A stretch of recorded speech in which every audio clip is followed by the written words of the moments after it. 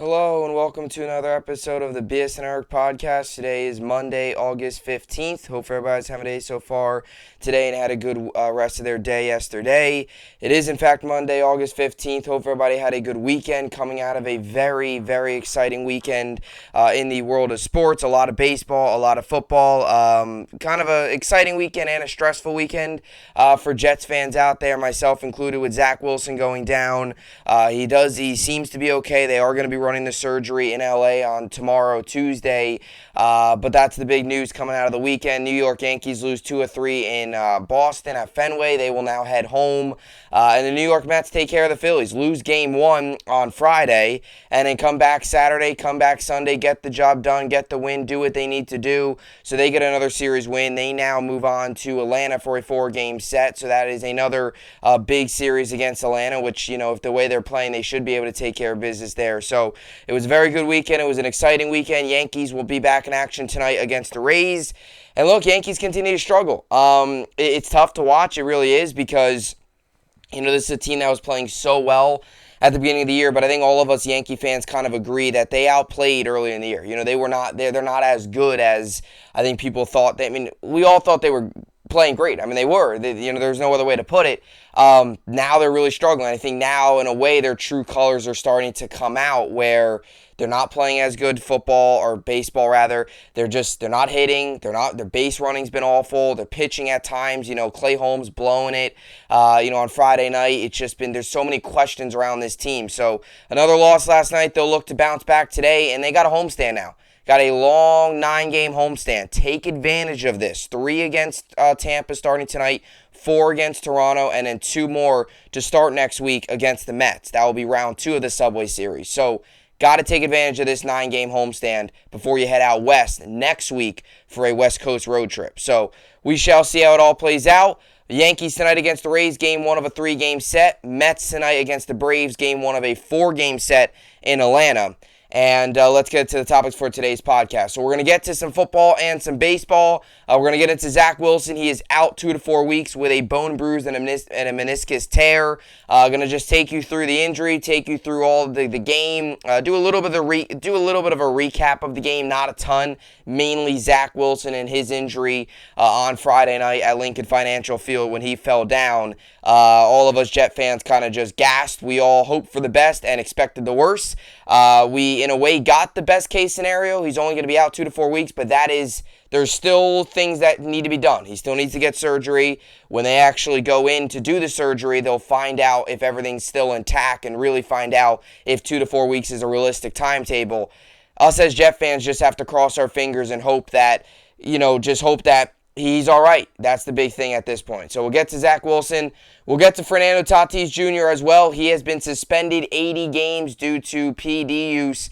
And it really is just a wild turn of events considering the Padres had such high expectations going into this season, considering they were such a good team and, they had such high expectations going in. Tatis, obviously, now after the deadline with Soto, adding Josh Bell, Brandon Drury, add that to Machado, Jay Cronenworth, all that. You add Josh Hader to the back end of the bullpen. You add, your starting rotation led by Joe Musgrove has been very good this year.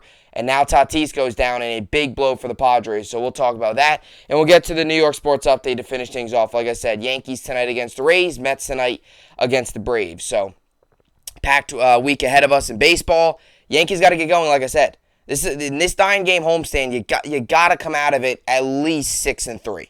Have to at least, or 5.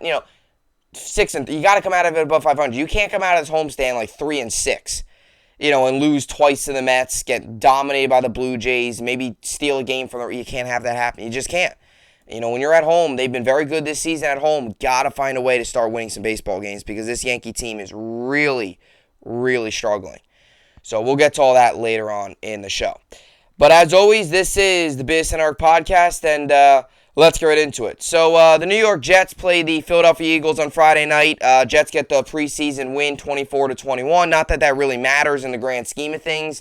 I always say don't matter. I said this all to Friday. I said it all Thursday when I was talking about the Giants game against the Patriots.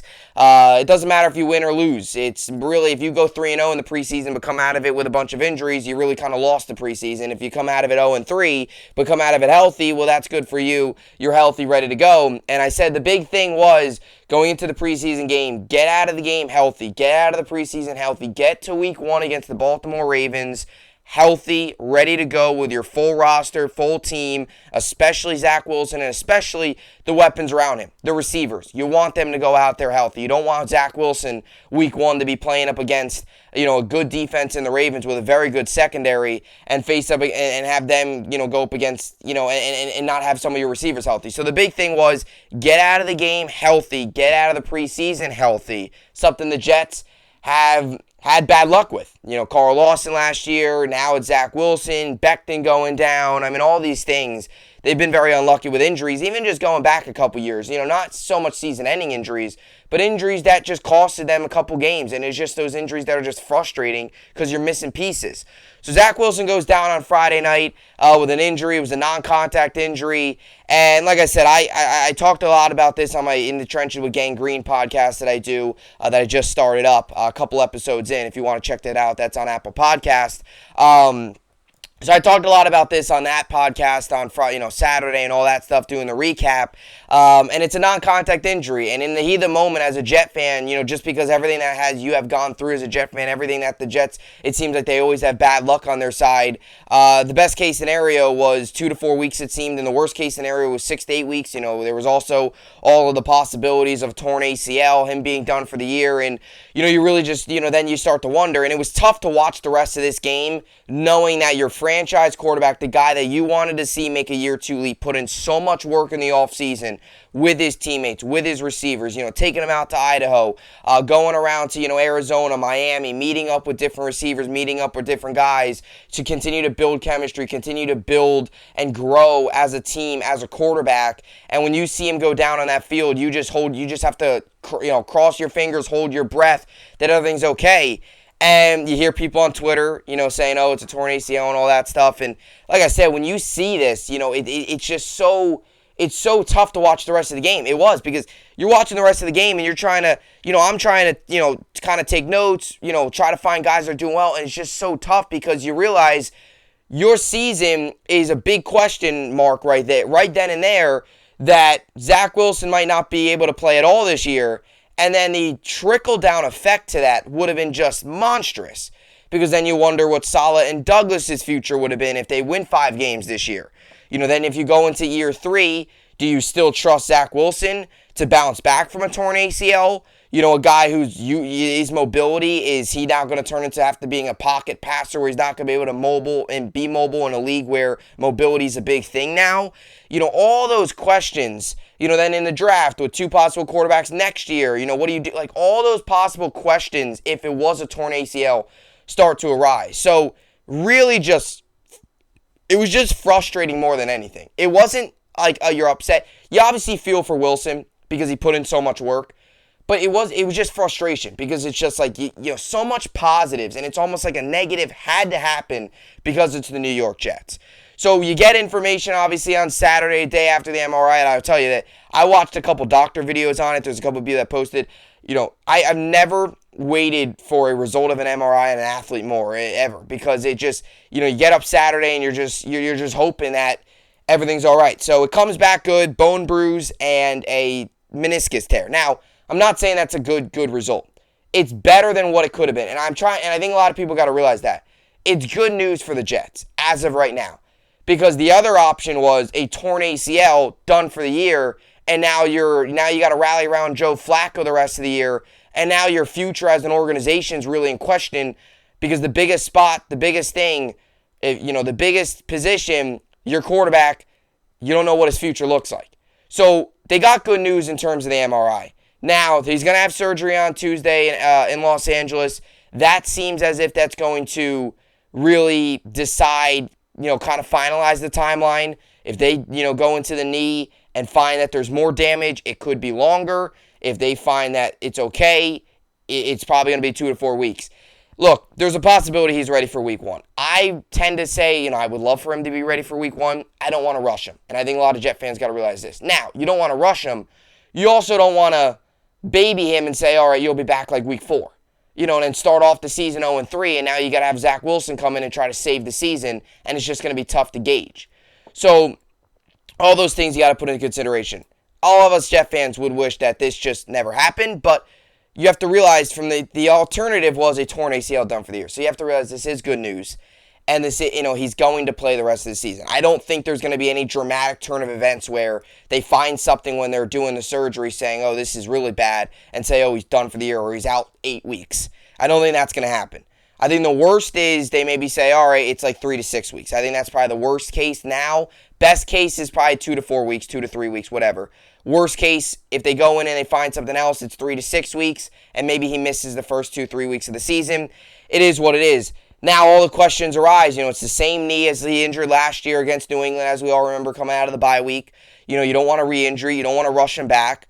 So now it looks like Joe Flacco is going to take over the job. And it seems as if, now with Zach Wilson down, Flacco is going to take over. And look, I have no issue with Joe Flacco. I've always said this. I've always thought, last year he's worked within the offense, even 2020, he had a couple good games there. I have no issue with that. I just, what you want to see progress out of your starting quarterback, right? Flacco's 37 years old. He's going to be 38 soon. I believe he's going to be 38 soon. Or maybe that was Dwayne Brown. I'm thinking about his birthday soon. Flacco's 37. He's been in the league. He's accomplished a lot already. Super Bowl champion, Super Bowl MVP. That's really all you can ask for. He's not your future. Nothing against Joe Flacco. But to the fans out there that are saying, oh, now I agree, you don't want to rush Wilson back. Because if you rush Wilson back and he gets hurt, well, oh no, here we go. Now that's another injury, and that could really destroy his season and really put a lot of question marks around this organization, specifically the quarterback position. So you don't want to rush him back, but you don't want to also get to the point where it's like, all right, let's hold off. Flacco's out there, and then all of a sudden, if you start off the season 0-4 or 0-3, and you're asking, Wilson to go out there and save the season, that's tough for a starting quarterback. So you got to put all these things, and that's what makes this situation so tough and so complicated, is you have to put all those things into consideration. Now, it looks as if Zach, like I said, I would love for Zach Wilson to play week 1. It doesn't look like it's going to happen. You're going to have Joe Flacco out there week 1. And look, Joe Flacco's a veteran. He knows the system. He's not a pocket passer, so he is a pocket passer rather. He's not mobile, so you have to hope that the offensive line's intact for that game. In terms of, you have to hope the offensive line's intact because he's not going to scramble and he's not going to run. And you have to hope that he goes out and commands the game because week 1's big. If you can win week 1, well, week 2 is against the Browns, and who knows who their quarterback's going to be. That's very well led by Jacoby Brissett. So if you beat them, very capable of beating them. And then you're 2-0, all right, now Zach Wilson takes over. Or Zach Wilson takes over after week 1, whatever the case may be. You always hear the questions of, oh, what if Joe Flacco starts out like 3-0 and absolutely tearing it up? Well, that you cross that bridge when you get there. And you say, oh, well, we don't want to put, Wilson in but you got to put Wilson in. I don't think any Jet fan's going to say, oh, if you're winning, I don't know. That's a different story. But the big thing is you got to get Wilson back. And, for the possibility of it being a torn ACL, all of us Jet fans thought. And you hear Saleh slip up in his press conference saying, oh, we'll see with the ACL or the MRI, him messing up there. You're like, oh, here we go, ACL, all that stuff. But I think with a lot of Jet fans out there, it's not positive, obviously. It's still not. It's good news, but it's not something to say, oh, yes, our quarterback's out 2 to 4 weeks. You wish there was no injury. You really do. It is good news, though, considering what it could have been. And that's a torn ACL done for the year. Now, in the game, Wilson did throw an interception, telegraphed the pass. It went 3 of 5, 23 yards, one pick. Wasn't phenomenal, struggled, missed Wilson wide open. I'm not going to read into it too much. I think the big storyline of him getting hurt really covers up the game. He's definitely not getting another preseason game, I'll tell you that. People out there that want him to get another preseason game, no, you don't want to see him out there. So, but then you have to put into consideration too, where he's got to come back and he's got to build chemistry with the receivers, which he's done. But you also want to continue to build that. Continue to learn the offense, continue to just take what the defense is getting into, continue to just command the field, know what he's doing out there. it's just a tough spot, and it stinks because you went into the season with so much excitement, and now this kind of brings you down a little bit. So it's obviously tough. Zach Wilson coming out of that game with an injury, but like I said, and I've said it already like 4 times today, but I'm going to continue to say it because you got to drill this, Ned. You got to get this, in your head that it's good news considering what could have happened, and that could have been a torn ACL done for a year. And if it was a torn ACL and he was done for the year, the trickle-down effect, like I said, to that would have been unbelievable. Saleh, Douglas, if they win 5 games this year, what happens? Do you bring them back and give them a pass because you don't have your starting quarterback? Then what? If you're of a top 3 pick, do you draft a quarterback? Because you don't, because then you're going to be asking Zach Wilson to, go ahead and make a second-year jump in his 3rd year, so he's going to be a year behind. You then always have to put, going way down the road, the 5th-year option is going to come into play eventually. So it would just open up a whole can of worms. It really would. And your team would have to rally around Joe Flacco. Now, if Joe Flacco wins you 10 games and you get to the postseason, that's great, but who's your quarterback going to be the next year? So all of those things would have came into account if Zach Wilson would have missed this whole year. So it's good to know.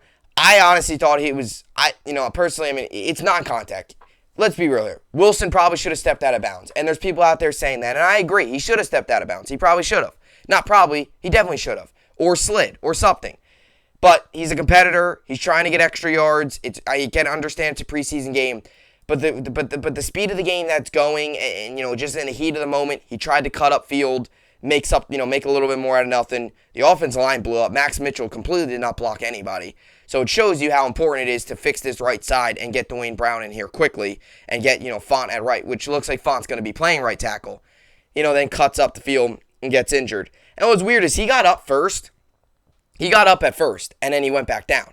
And that was the really concerning part. Because when he got up, you're like, oh, all right, he got up. It doesn't really matter. He needed help up. I think he just got up. It was like, you're watching the game, you see him get up, and you're like, all right, no problem. And there wasn't even injury thought in your mind. And then you see him get up, and you're like, all right, and then you see him limping, and then you see him fall down again. And you're like, oh gosh, here we go. So that was the turn of events. And like I said, just some takeaways coming out of the game, just to kind of recap it a little bit. Some of the other quarterbacks did well. Streveler actually did pretty good, 2 touchdowns. Mike White led the team in yards. Mims, again, just the guy that took a penalty, drop, also had 2 catches, just such a mid weird game. Bryce Huff had a good game. Defense line had a good game. 5 sacks total. Kicking, by the way, a kicking update. Extra points. Zerline went 3 for 3. Pinheiro field goal went 1 for 1. That was from 26 yards. So that was kind of the game. Like I said, I took some notes to do on my In the Trenches with Gang Green podcast. It was just tough to watch the rest of that game, knowing that your season and your quarterback spot is seriously in question in preseason game number 1. So now I want to get to a little bit of Joe Flacco, because it looks as if now with Zach Wilson being out 2 to 4 weeks, it looks as if Flacco very well could be the starting quarterback week 1. Now, Flacco yesterday, with his first time with the first-team offense, went 16-19. He did have an interception. It was a miscommunication, and the miscommunication with Tyler Conklin. It's going to happen, right? Flacco really hasn't worked much with the first team. He's worked a lot with the second team because he's been the backup. He is the second-string quarterback. I think we all can agree on that. The reason Mike White went into the game against Philly was because Flacco didn't suit up for the preseason game. So Flacco looks as if now he's very well could be the starter for week 1. And if it's longer than what we think, 2 to 4 weeks, maybe he's the starter for the first couple weeks. Now, he's a veteran. We know that. He's not great in the pocket, or he's great. He's very good in the pocket. He's not great out of the pocket. You got to make sure you get this offensive line down right, because he's not. You got to make sure you get the offensive line, because he's not a mobile quarterback. If he's running for his life every play, it's not going to work. He's just not mobile. So you got to make sure that Dwayne Brown, George Font, fit into their new roles. Font's at right tackle, Dwayne Brown at left tackle, and they get this offensive line going quickly, because if Flacco does have to start not only just week 1 in the first couple weeks, it's against a physical AFC North.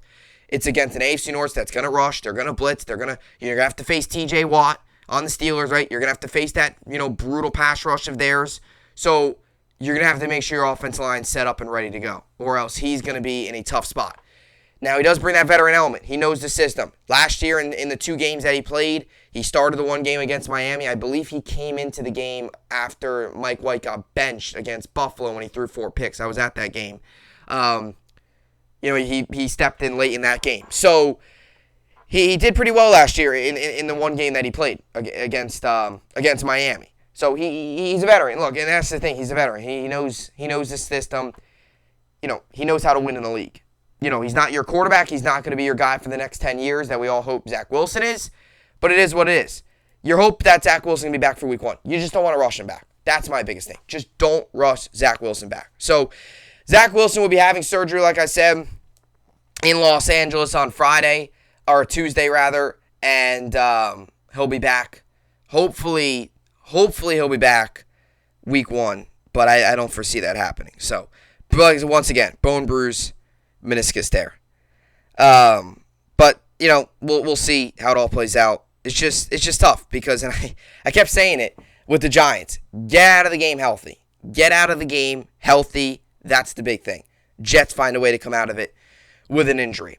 Another quick thing with Flacco, 2-minute drill yesterday was pretty good, and he moved the ball during the move the ball period. He went 5 for 5. So he's capable. He definitely is of winning football games. It's just a matter of, you can't put Flacco out there the entire year or 5 weeks. So, let's say you put Flacco out there for 5 weeks and you start off 0-5. Well, then you're in a serious hole. Not saying that's going to happen, but that just shows you that Wilson does hopefully come back sooner rather than later. All right, so that's what I got for Zach Wilson and the New York Jets. Quarterback getting hurt. It stinks. By the way, Game 2 of the preseason will be Monday of next week, August 22nd, 8 p.m. Eastern, ESPN. They'll be at home, so the next 2 preseason games will be at home. To the people out there that say, "Oh, hopefully Zach's back for the rest of the preseason," no, you don't want to see that. You don't want to. You don't even want to see him take the field in the rest of this preseason. Don't go back out there. Don't risk another injury in the preseason. Have it be more major. That's the big concern, though, is it's the same knee. And I mentioned this earlier on the show. That's the big thing. It's the same knee. So he damaged the knee last year, hurt it again now. The big thing's the knee. So, but good news that he's out 2 to 4 weeks, considering it could have been a long season if he tore his ACL. So, anyway, that's what I got on Zach Wilson and him being out 2 to 4 weeks. Surgery Tuesday in LA. Hopefully everything goes well there and he's back on the playing field in no time. That's the hope. All right, so now let's get to some baseball because got a lot of baseball to get to here. And it's news here coming out of San Diego with Fernando Tatis Jr. He has been suspended for 80 games, so similar to like the Robinson Cano suspension. 80 games for PED use, illegal drug use, whatever you want to call it. And he is now out for the rest of this season and 30 or so games into next year. And this is a massive blow for San Diego because this is a guy who you go into the season, he was obviously hurt. So this is the big thing. Padres Tatis suspended 80 games for violating MLB's PED policy. And obviously, you go into this season, he starts out the season hurt due to an off-the-field injury that he suffered in the offseason. But you still have Machado, you still have Cronenworth, you still have a lot of that, a lot of those pieces, a lot of, good pitching and all that stuff. Your bullpen now, you have Josh Hader. You start the season pretty well. You go to the trade deadline, you get Juan Soto, you get Josh Bell, you get Brandon Drury, and you get Josh Hader to close, at the end of the bullpen, and you add that to what you already got: Machado, Jay Cronenworth, Joe Musgrove. You add that, so you get all those pieces, and you strike the blockbuster trade for Juan Soto, and myself included. You're looking at that Padres team, and you're saying to yourself, just wait until Tatis comes back. Just wait until one of the brightest young stars in all of baseball comes back and slides into that lineup. You're looking at a lineup that would include Tatis, Soto, Josh Bell, Machado, Jay Cronenworth, Brandon Drury. I mean, I just named about 6 guys out of a 9-guy lineup that can seriously do damage. Not very often you see that in lineups. A lot of times you see 1 or 2 guys that can do damage, 3 or 4. I just named a lineup that has 6 guys that are more than capable of doing serious damage against opposing pitching. And it also makes the lineup so hard to navigate because as a pitcher, you can't, walk Juan Soto or pitch around him because then Tatis would be coming up. you can't pitch around Brandon Drury because Machado, or Machado because of Brandon Drury, or pitch around Cronenworth because maybe Drury's coming up, or whatever the case may be. You can't pitch around Tatis because then Soto would be coming up. You would have to pitch to almost every guy in the lineup, and pitching to those guys, throwing strikes to those guys, trying to get those guys to, swing at, curveballs and all that stuff is tough. Because we all know that Soto works a lot of walks, and we all know what they're all capable of. And your Machado's in the middle of a fantastic season. And I don't like Machado. I really don't. I thought he got really lazy after he got the big contract. But he's been very good this season, and I got to give credit where credit's due. But now you're in a situation where the wait is, I guess you got to say now, over. Tatis is done for 80 games. So he'll be out the rest of this year. And 30 games, about 30 games, a little bit more than that into next season. And it's got to be frustrating for this locker room. It's got to be frustrating for the coach, Bob Melvin. It's got to be frustrating for the organization because, number one, he got injured in the offseason, an off-the-field incident. So that's on him. Injured in the off-the-field incident. Now he's trying to get back, and he takes PEDs. So not only are you hurting yourself and your image and your career, but you're hurting your baseball team. Because the whole plan was to have this lethal lineup that included you, Soto, Bell, Machado, Cronenworth, Drury, all that stuff. And you also made some other additions to shore up your bullpen with Josh Hader. And your pitching staff, is as good as some of them can be with you, Darvish, and Joe Musgrove leading the way. Especially Joe Musgrove has been phenomenal this year, right in the front and center of the NL Cy Young voting with Tony Gonsolin, Sandy Alcantara, all those different guys. I'm sure Corbin Burns might be in there as well. All those different guys. Padres are a very well-rounded team.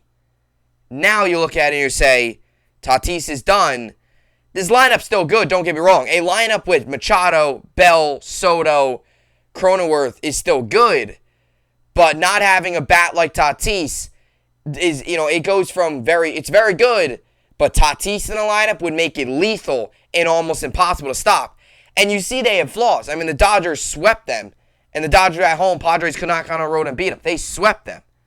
So I think the Dodgers now are the true threat. If Tatis was on the Padres, and if he was healthy, ready to go, I would probably say the Padres. But I think the Dodgers now are the true threat. I know they just got their 12-game win streak snapped yesterday, but they're showing, and the Padres are showing that they've shown some vulnerabilities in the lineup without Tatis. Soto, Bell, and all them are still very good, but you just don't realize the talent and what he brings to the table in terms of offensively and defensively. And not only, like I said, does this hurt the baseball team, but it hurts his image. And you hear the players say what they said. It's got to be frustrating in a locker room because this is a guy who injured himself off the field, and now his PED's not going to play one game at all this year, and it's going to take him 35 or 40 games into next year to actually get out there and play a baseball game. And the Padres paid him all this money, which I agreed with the deal because he's so young and he's got so much talent, but now he's just taking his career and really hurting it in a big, big way. And if I was the Padres, I'd be very frustrated with this. Because this is two self-inflicted things that he has done. And now he's sidelined for the rest of this year and a decent chunk of next season. So, it got to be very frustrating. And it just makes this Padres team now not as lethal as it would be if Tatis was in the lineup. And not only does it hurt the Padres, but it hurts baseball a little bit. Because I understand you got all the big stars. You have Shohei. We all know the big stars. Judge is having a fantastic year, right? We all know him. But Tatis is one of those big stars. Out in California, Padres aren't as big of a market, but they're really growing a name. San Diego, California, he plays with a lot of style, plays with a lot of swag, plays with a lot of energy, kind of gives a jolt into the game of baseball. And now to see him suspended is just like, it hurts not only the Padres, but baseball, because he's a guy that sells tickets. Tatis is a guy that sells tickets. You're going to a baseball game to watch Fernando Tatis Jr., even now more than ever, because now you're not only going there to watch Soto and Bell, but you're also going there to see Tatis and see a baseball team that has a legitimate chance of winning a World Series with their lethal lineup. And the thing about it was that his lineup is so young. Like Soto and Bell, or Soto and Tatis, you're talking about two guys that are going to be playing for another 10, 15 more years. Right? And that's what makes it so lethal. But this is a big roadblock. And now I think, in my personal opinion, I don't know how you can possibly say Dodgers aren't a true force now. Because they've shown that they can sweep the Padres. Padres have shown some vulnerability. You were hoping that maybe Tatis could come in and really give a jolt of energy to that team.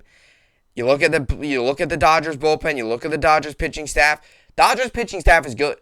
Kershaw's healthy. Tyler Anderson's having a good year. Gonsolin's doing well. They have a good rotation. A lot of teams in the National League have good rotations. And you look at their lineup, there's no need to dissect the Dodgers lineup. You got guys like Muncy's struggling, rather. You got guys like Betts. You got guys like Freeman, Trey Turner. Their lineup's lethal. I mean, we all know what the Dodgers are capable of.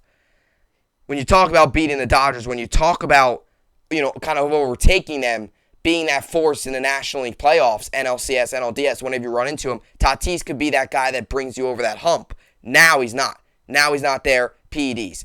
And the whole turn of events was he's been injured, as I've mentioned. The whole thing was he was supposed to be out for however long, a couple more games or a couple more weeks supposedly. He was going to start a rehab assignment soon. He was taking BP, all that stuff. He was getting back, and getting closer. And I think now the whole PEDs thing, supposedly he took a drug PED drug policy after testing positive for clostebol. I don't know what that is. I don't know what it does, but I'm not a doctor, not a guy that tests for PEDs. I have no clue what it is. But supposedly I don't know what it is. I really don't. But supposedly he had ringworm, and he was trying to take something that had clostebol in it. He didn't know. He was trying to take something to cure the ringworm, and now he's done for the year. And there's people that have done research on this, and supposedly, I don't know how true it is, but clostebol really doesn't, or I don't even know if I'm pronouncing it correctly, it doesn't really prevent or help ringworm, whatever. Here's my whole thing. These guys say, I took it, but I didn't know that there was something in it that was illegal. These guys know. These guys know what they're taking. I mean, you have to be stupid to do something like this. You have to be stupid. These guys know what they're taking. These guys know what is good to take, what's not good to take.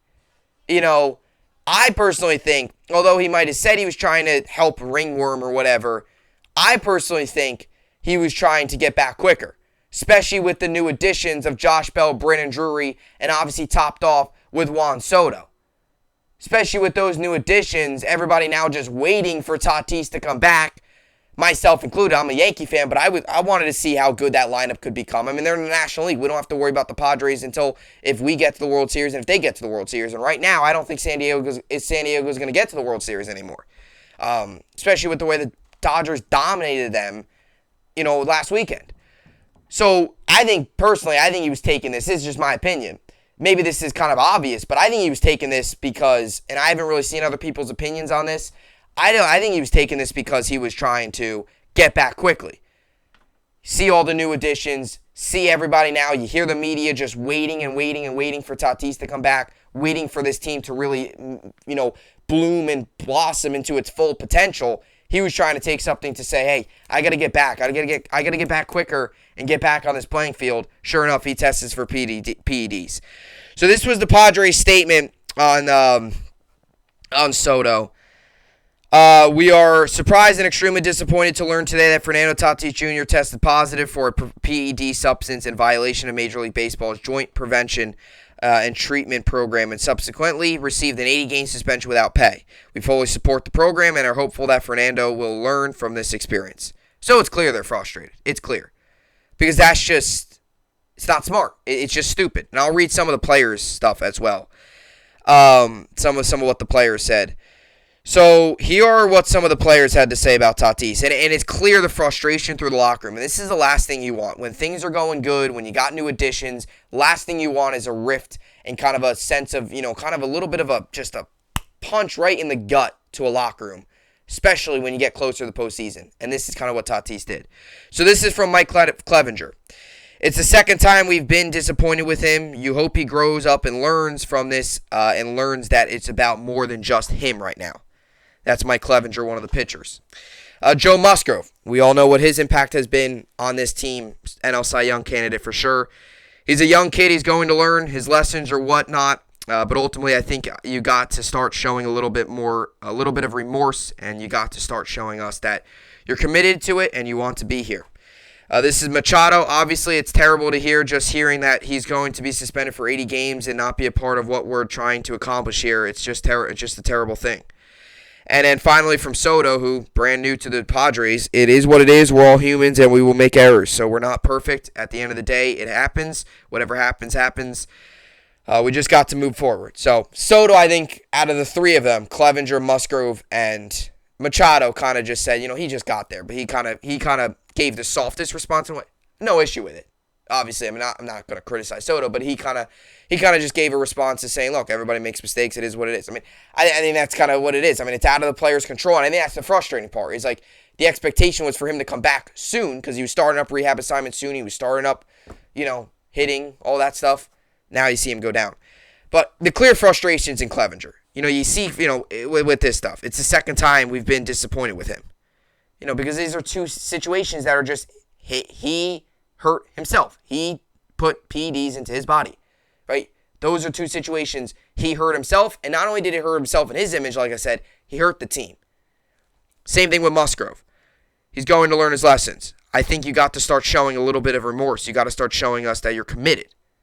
These two things show that baseball is in a way like a second thing to him with the injury and now PEDs.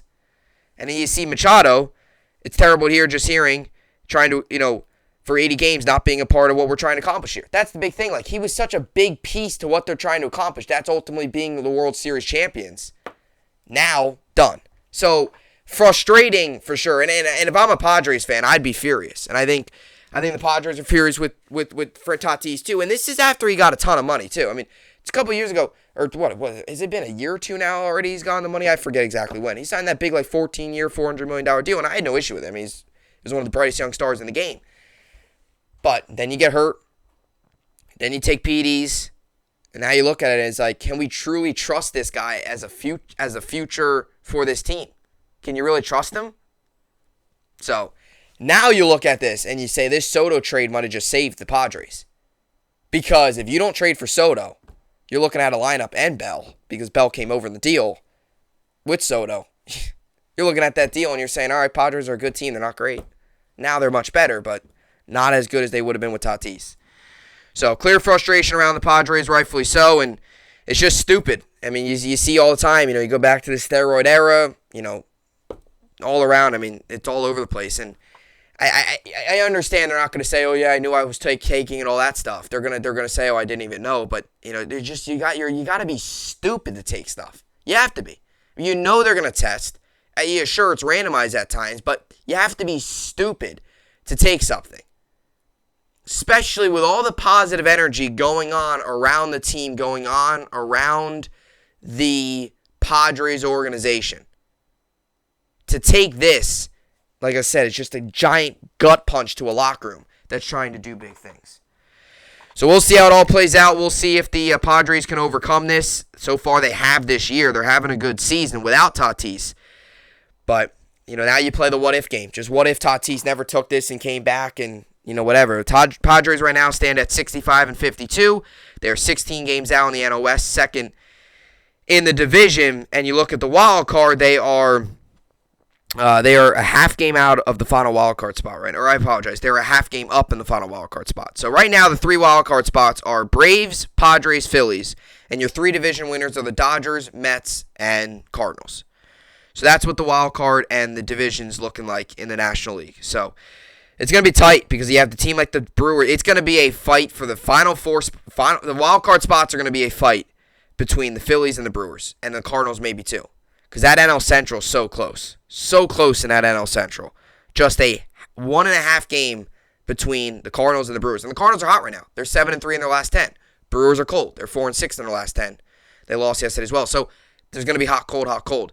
Phillies are a team that's 63-51. They are right now in that final wild card spot. Brewers are right behind them. So down the stretch of this season is going to be really big.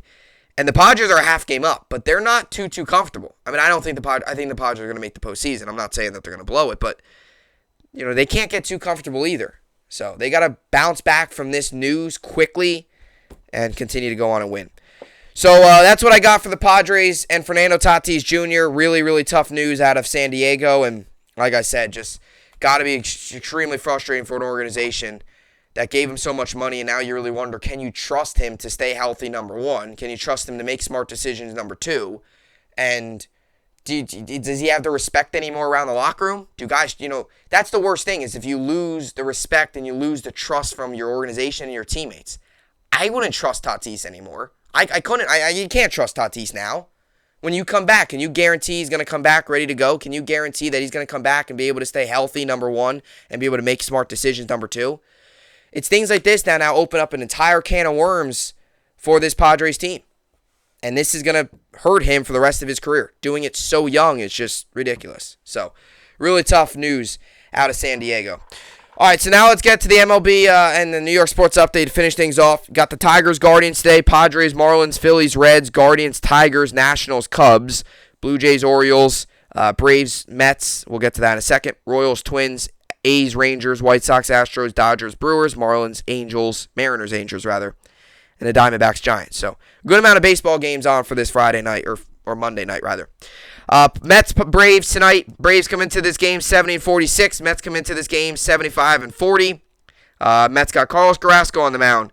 He's 13-4 with a 3.76 ERA, and the Braves have Spencer Strider on the mound. He's 6-4 with a 3.11 ERA. Over/under is set at 8, 7:20 Eastern. You can find out SNY.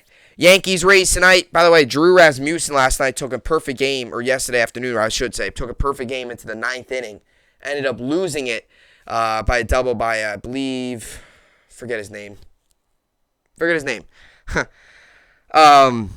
funny is the guy that hit the double yesterday, I was looking at him the other day in fantasy on the Orioles. Jorge Mateo. That's it. I think that's his name, right? Whatever it was. I forget. Yeah, Jorge Mateo.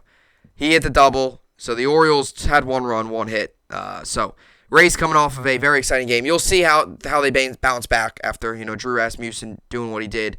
Yankees have Garrett Cole on the mound. He's 9-4 with a 3.38 ERA. Over and under set at 7.5. Like I said, Rays are 60-53. Yankees 72-43. 7:05 Eastern on Yes. By the way, Rays have not released who's pitching yet tonight. So we shall see what they do, what their decision is.